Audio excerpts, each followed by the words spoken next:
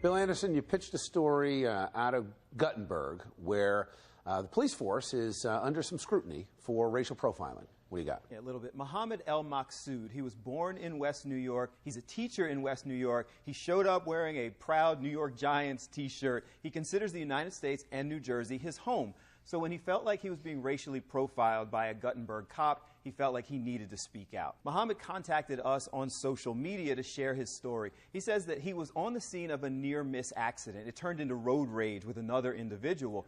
Police officers were called. They came to the scene, they asked him for his license and his registration, and that's when things got weird. Pulled over by this officer from Guttenberg. He asked for my license and registration, looks at my license. The first question he asks is, do you have any bombs, grenades, or weapons in this vehicle? Mohamed was allowed to leave the scene. He wasn't charged with anything, but he felt that the question, the immediate question, asking him about bombs, grenades, or what have you, were because he's an Arab American. It says it on his license, it is visible to him, and he felt like he needed to speak out. He decided to file a complaint with the Guttenberg police, and I asked him why he thought it was serious enough to go that far. And he said he's a teacher, he's a member of the community, and he had to show people that these types of things are not okay. I'm a professional myself. I feel like I should stand up and be a voice for, my people, the people that are stopped regularly, right, and face this kind of discrimination and don't speak up. Guttenberg sits on top of the Palisades. It's overlooking New York. A lot of Guttenberg residents watch the towers come down. And when you think about it, whether we like to hear it or not, whether it's politically correct or not, there is a profile of the terrorists that hit the World Trade Center and the Pentagon, and they were young Arab men.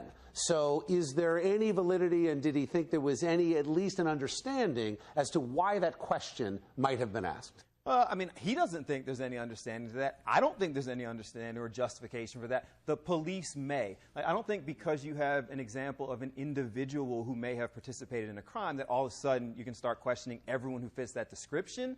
Some may feel differently. I just want to be clear. He's a citizen? He is a citizen. He is a citizen, and he's entitled to equal treatment under the law, constitutionally. For one, I'm tired of this particular kind of profiling. It's time we got back to treating one another as individuals on an individual basis. The guy that ran through the farmer's market in Hawthorne wasn't a Muslim. The people sexting each other up in Bergen County, the teenagers, they're not Muslim either. We're talking about terrorism. It's two completely unrelated things. But he's not a terrorist. This guy got in an accident. Can't we all just hold hands and sing Kumbaya in society? Police are there to arrest criminals, stop terrorists. That's their role. They have a right to ask somebody, do you have a bomb? That's their job. You know who does profile? The Israelis. And the Israelis talk about it, and you know what? They've not had an incident at an Israeli airport or on an Israeli airplane since the 70s, and they credit the fact that they profile. They didn't arrest them, they didn't detain them, they asked the question.